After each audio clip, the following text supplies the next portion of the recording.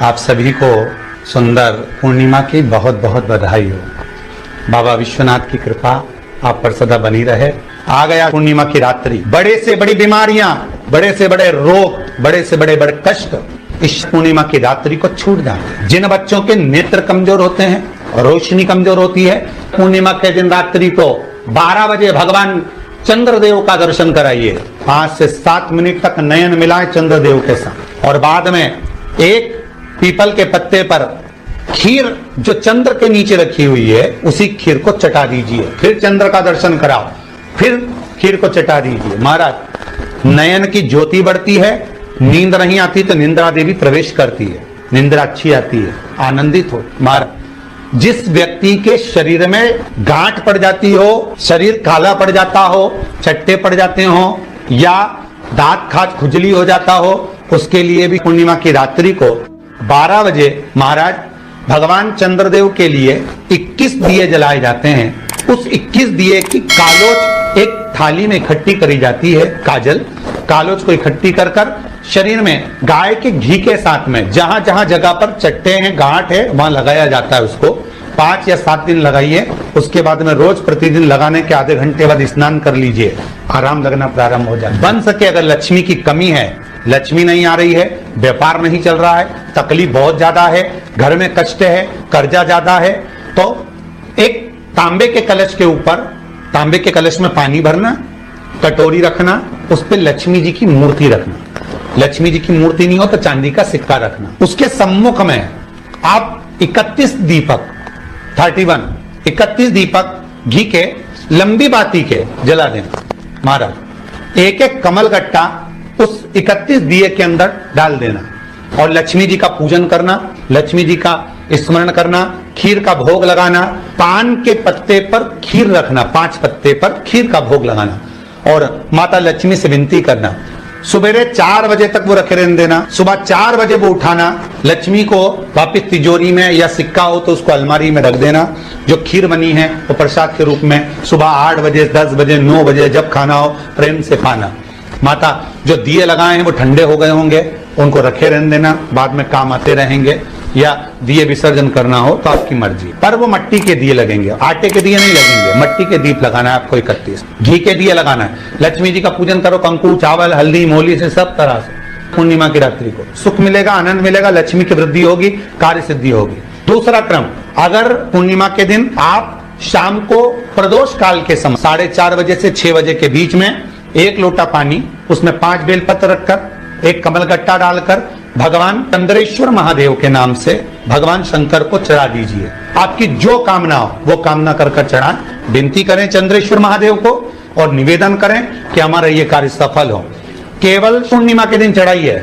जो बच्चे का दिमाग एकाग्र चित्त नहीं हो पाता है, पढ़ाई में मन नहीं लग पाता, या बच्चा स्थिर नहीं रह पाता, डोलता रहता है, मन भटकता रहता है, तो उसको भी पूर्णिमा का चंद्र रुद्राक्ष के छिद्र में से रात्रि के समय पर उस छिद्र में से रुद्राक्ष के पूर्णिमा का चंद्र दिखाया जाता है, मात्र एकाग्र की चित्तता के लिए, उस बिंदु की चित्त वृत्ति को। शास्त्र कहता है, शिव महापुराण की कथा कहती है, जो बच्चा माइंड से विकलांग हो, जो बच्चा अपनी बुद्धि या विवेक से काम नहीं कर पा रहा, जो बच्चा एक परीक्षा में बार-बार देख रहा है, फेल हो रहा है, पास ही नहीं हो रहा,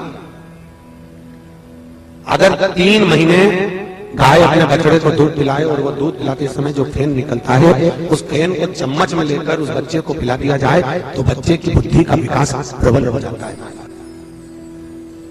बुद्धि का विकास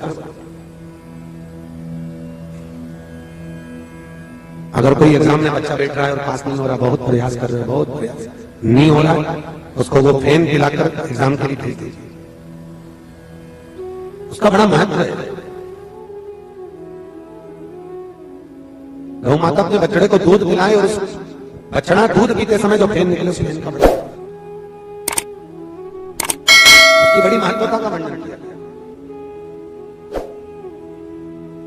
ये वही फेन है, अगर घर में कहीं ना कहीं किसी ना किसी रूप में अगर कोई व्यक्ति बहुत ज्यादा मात्रा में बीमार रहता है तो उस बीमार व्यक्ति के स्नान की बाल्टी में भी वो फेन डाला जाता है और उससे स्नान कराया जाता है तो रोग मुक्त हो जाता है। पूर्णिमा के दिन आप शाम को प्रदोष काल के समय 4:30 बजे से 6 बजे के बीच में 1 लोटा पानी, उसमें 5 बेलपत्र रखकर 1 कमलगट्टा डालकर भगवान चंद्रेश्वर महादेव के नाम से भगवान शंकर को चढ़ा दीजिए। आपकी जो कामना हो वो कामना कर चढ़ा विनती करें चंद्रेश्वर महादेव को और निवेदन करें कि हमारा ये कार्य सफल हो। केवल पूर्णिमा के दिन चढ़ाई है, कार्तिक पूर्णिमा तक क्या फल मिलता है हमको जरूर। जैसे शिव मंदिर में जाकर नंदी के कानों में कहकर नंदी के सींग के बीच में से शिव जी का दर्शन करते हैं, उसी तरह जो बच्चे का दिमाग एकाग्र चित्त नहीं हो पाता है, पढ़ाई में मन नहीं लग पाता या बच्चा स्थिर नहीं रह पाता, डोलता रहता है, मन भटकता रहता है, तो उसको भी पूर्णिमा का चंद्र रुद्राक्ष के क्षेत्र में से रात्रि के समय पर उस क्षेत्र में से रुद्राक्ष के पूर्णिमा का चंद्र दिखाया जाता है, मात्र एकाग्र की चित्तता के उस बिंदु चित्तवृत्ति को स्थिर करता। पूर्णिमा की रात्रि को गर्भवती नारी अपनी नाभि पर यदि चंद्र की दृष्टि पड़वा लेती है तो बच्चा विकलांग पैदा नहीं होता है। गर्भ से जो बालक होगा श्रेष्ठ होगा, विद्वान होगा, चतुर होगा, पढ़ने में होशियार होगा, क्योंकि ये चंद्र की किरणें जब समुद्र में उछाल ला सकती है तो आपके जीवन में भी तरक्की ला सकती है, उछाल ला सकती है। क्यों करा जाता है पूर्णिमा का व्रत? पूर्णिमा का व्रत करने का कारण क्या है बताइए? आप इतने सालों से कर रही हो, कई माताएं कर रही होंगी पूर्णिमा का व्रत। एक समय फलाहार करती हैं, एक समय भोजन करती हैं। भोजन में खीर का होना जरूरी होता है पूर्णिमा के व्रत में, दूध की सामग्री होना जरूरी होती है पूर्णिमा के व्रत में। 12 महीने की पूर्णिमा करो मना नहीं है, और पूर्णिमा उठाने का भी समय होता है। चैत्र के महीने की जो पूर्णिमा होती है, चैत्री पूर्णिमा पहली पूर्णिमा मानी जाती है, इसलिए चैत्री पूर्णिमा को सिद्ध पूर्णिमा कहते, कार्य सिद्धात्री पूर्णिमा कहते, सिद्ध करने में। मनोरथी पूर्णिमा कहते, मनोरथी पूर्णिमा। इसलिए पूर्णिमा का व्रत कहां से उठाया जाता है? चैत्र के महीने की पूर्णिमा से पूर्णिमा का व्रत उठाया जाता है कि मैं महीने की पूर्णिमा करूंगी तो चैत्र पूर्णिमा से उसको उठा लिया जाता है। पर उसका एक नियम रहता है, आप फलाहार करें अपनी जगह पर है, पर एक समय भोजन कर रहे हैं वो अपनी जगह पर, भोजन के साथ में मीठे के साथ थोड़ा दूध की सामग्री होना जरूरी होती है। और क्यों करते हैं पूर्णिमा का व्रत? किस लिए किया जाता है, क्यों करा जाता है? उसका व्याख्यान वर्णन शिव महापुराण के अंतर्गत स्कंद पुराण में लिखा गया। स्कंद पुराण में वर्णन किया है श्री वेद व्यास जी महाराज ने, कहा ये पूर्णिमा का व्रत इसलिए किया जाता है कि व्यक्ति का जब मन गलत भ्रम में जाने लगता है, मन जब गलत जगह पर जाने लगता है, तो ये मन को गलत जगह पर ले जाने वाला कौन होता है? तो कहा ये चंद्र होता है। व्यक्ति की राशि के अंतर्गत, व्यक्ति की पत्रिका के अंतर्गत, व्यक्ति की ग्रह दशा के अंतर्गत जब चंद्र बेकार चलता है तो व्यक्ति अच्छा करते करते भी बेकार करने लग जाता है। चंद्र डोल रहा है। कई माताएं कहती हैं गुरुजी हमारे बेटे को आशीर्वाद दीजिए, बहुत गलत संगत में जा रहा है, मतलब समझ जाना कि चंद्र गड़बड़ जा रहा है। बेटी अगर गलत मार्ग पर जा रही है, बेटी अगर गलत संगत में जा रही है, किसी अन्य व्यक्ति को आकर्षित हो, चंद्र गड़बड़ हो रहा है, उसका चंद्र कहीं जा रहा है। कोई पुरुष, कोई लड़का, कोई गलत मार्ग पर जा रहा है, चंद्र गड़बड़ हो रहा है। घर में जो क्लेश उत्पन्न होता है, घर में जो विवाद उत्पन्न होता है, उस विवाद को रोकने के लिए केवल चंद्र की ही, इसलिए तो पूर्णिमा घर की नारियां हमारे यहाँ हिंदू धर्म में यहां तक स्कंद पुराण में कह दिया कि प्रत्येक पुण्य आप लोग कभी आप लोगों ने सत्यनारायण जी की कथा करवाई है? जितने लोग आस्था चैनल पर कथा सुन रहे हैं, जितने लोग फेसबुक यूट्यूब पर कथा सुन रहे हैं, यूट्यूब पर कथा का श्रवण कर रहे हैं, उनने कभी सत्यनारायण की कथा करवाई होगी? तो उसमें लिखा है हर कार्तिक, हर पूर्णिमा को, हर संक्रांति को ब्राह्मण सत्यनारायण भगवान की कथा या राजा या वैश्य कथा को कराता था या बढ़िया कथा कराता। सुनी कि नहीं सुनी ये बात? सत्यनारायण भगवान की कथा में लिखा है, स्कंद पुराण के अंतर्गत जो सत्यनारायण भगवान की कथा का स्मरण किया उसमें लिखा है प्रत्येक संक्रांति पूर्णिमा को सत्यनारायण की कथा करवाने लगा और ये योनि को प्राप्त हुआ, इस योनि से छूटा, इस योनि में गया। लिखा है, सब कुछ लिखा है।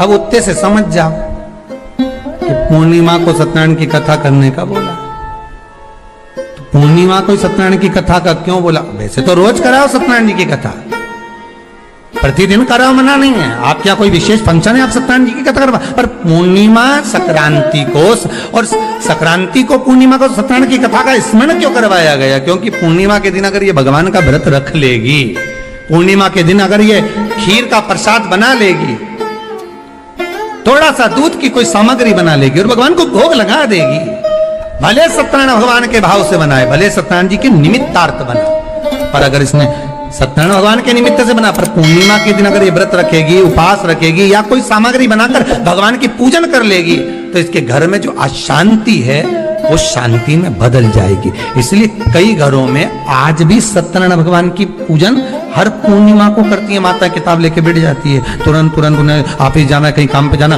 और तुरंत उसने जल्दी कलश रखा, कलश नहीं भी रखे तो भगवान की पूजन कर कुरा के ब्राह्मण देवता को बुला लेगी, ब्राह्मण नहीं आएंगे तो खुद कर लेगी, पर करती जरूर है।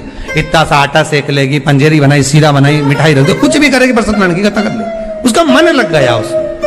मतलब पूर्णिमा को करना है, उसको करने से क्या होता है? शांति रहती, शीतलता रहती। जिसके घर में हर महीने की पूर्णिमा को खीर बनती हो, ध्यान दीजिएगा, बहुत सुंदर संवाद चल रहा है, बहुत ध्यान देने वाली बात है। प्रत्येक महीने की पूर्णिमा को जिसके घर में दूध की सामग्री बनती हो, दूध की सामग्री तैयार होती हो, खीर प्रसाद तैयार होता हो, उसके घर में कभी क्लेश नहीं हो सकता। चाहे सास बहू एक दूसरे के सामने वो कहे ना, वो सांप और नेवले की लड़ाई क्यों ना, फिर भी शांति हो जाती है।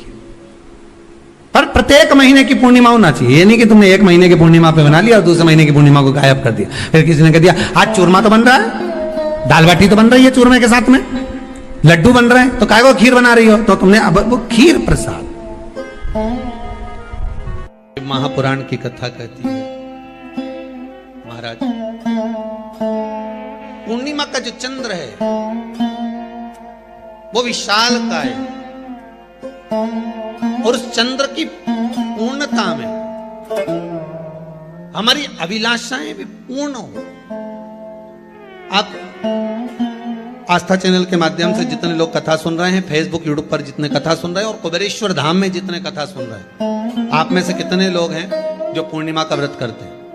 जो माताएं करती हो जरा हाथ उठाइए। पूर्णिमा का व्रत जो करते हो ना आप लोग, रखिए।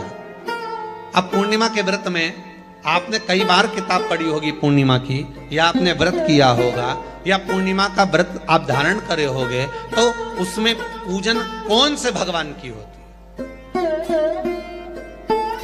पूर्णिमा के व्रत में किस भगवान की पूजन होती है? तो कहा पूर्णिमा के व्रत में केले के खंभ लगाकर पूर्णिमा का जो अध्यापन होता है, पूर्णिमा की जो पूजन होती है, उस पूजन में शंकर और पार्वती की पूजन की जाती है, शिव और नारायण की पूजन करी जाती है, शंकर और पार्वती का स्मरण किया जाता है। किसकी पूजन होती है? शिव पार्वती।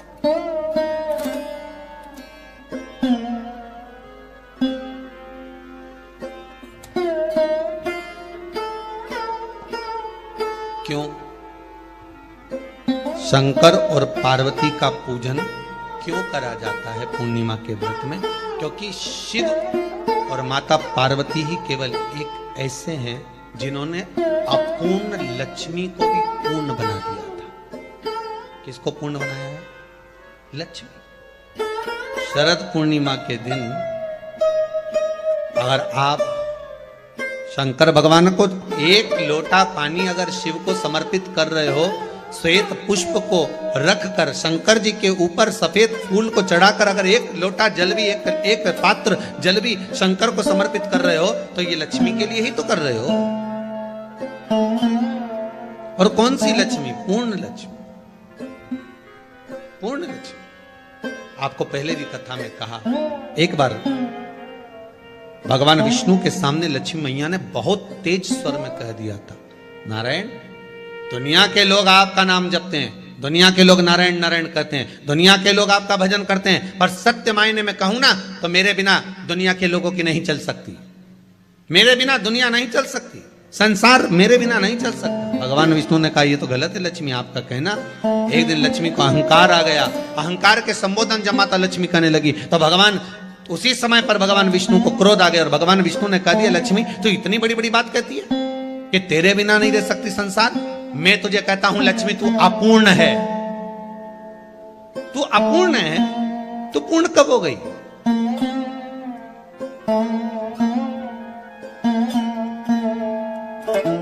तेरी पूर्णता कहां हो गई? लक्ष्मी की आंख से आंसू बहने लगे। आज आपने मुझे अपूर्ण कहा, आपको मालूम है आप मुझे अपूर्ण कह रहे हो? आपको ये ज्ञात हो रहा है आप मुझे अपूर्ण कह रहे हो? भगवान कहते हैं, हाँ लक्ष्मी, मैंने तुझे अपूर्ण कहा। अपूर्णता का मतलब आप जानते हो ना? भगवान कहते हैं, लक्ष्मी मैं सब जानता हूं। लक्ष्मी रोती हुई माता सरस्वती के पास पहुंच गई। सरस्वती ने पूछा, क्या बात है लक्ष्मी, क्यों रो रही हो? लक्ष्मी जी ने कहा, क्या बताऊं सखी, मेरे पति ने आज मुझे अपूर्ण कह दिया। तो क्यों रो रही है तू? अपूर्ण अगर कह दिया, पति ने ही तो कहा है ना, तो क्यों रोना? चल मेरे साथ में।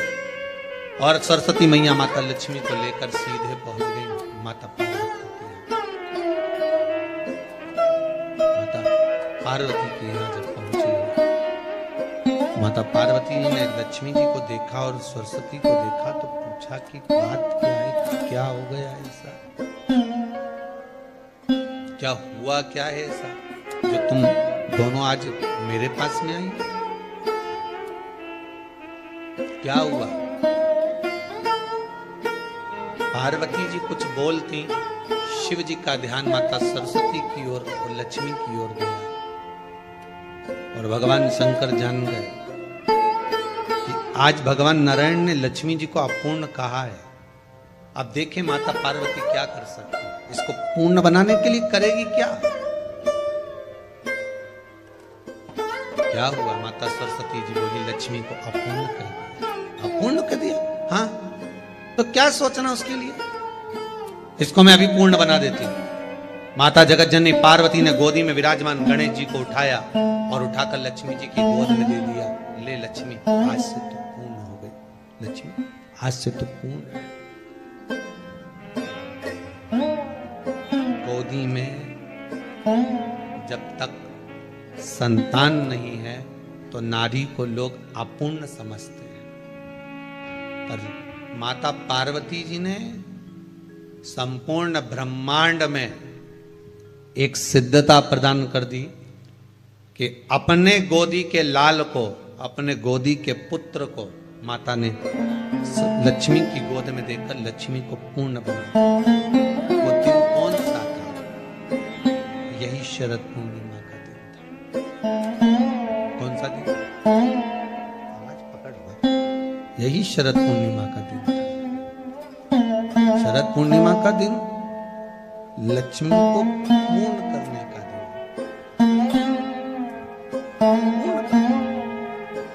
केवल अमृत ही नहीं बरसता, शरद पूर्णिमा के दिन लक्ष्मी भी बरसती। लक्ष्मी पूर्णिमा के कितने व्रत होते हैं? बोलते जाओ, जरा जल्दी जल्दी बोलो।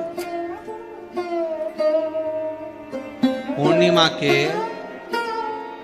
नारियों को, स्त्रियों को अखंड सौभाग्य के लिए, जो नारी वैधव्य नहीं होना चाहती है उस नारी को पूर्णिमा के कितने व्रत करना चाहिए? जिस नारी के यहाँ संतान नहीं हो भगवान कृष्ण ने माता यशोदा को द्वापर में भी बताया है कि पूर्णिमा के 32 व्रत होते हैं।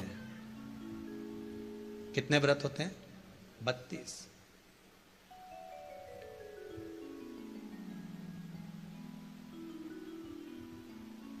स्वयं भगवान कृष्ण यशोदा रानी को, माता यशोदा जी को भी बता रहे हैं 32 व्रत।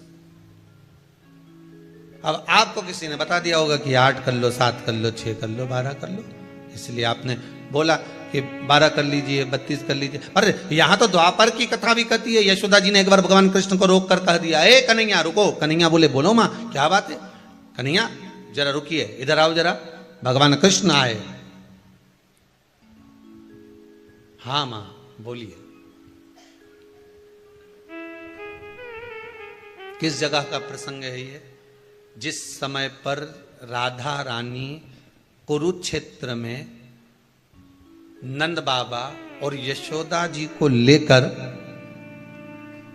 कुरुक्षेत्र के कुंड में, ब्रह्म सरोवर में स्नान कराने के लिए लेकर जाती है, ग्रहण का समय पर। और जब भगवान कृष्ण उस कुरुक्षेत्र के उस सरोवर में स्नान करने आते हैं, तब यशोदा जी ने अपने लाला से प्रश्न किया है, पूछा है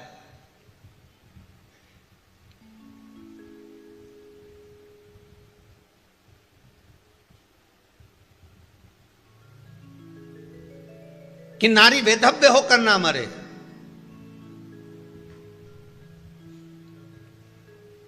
उसका पति कोई रोग से ग्रसित ना हो, उसका पुत्र किसी रोग में ना पड़े,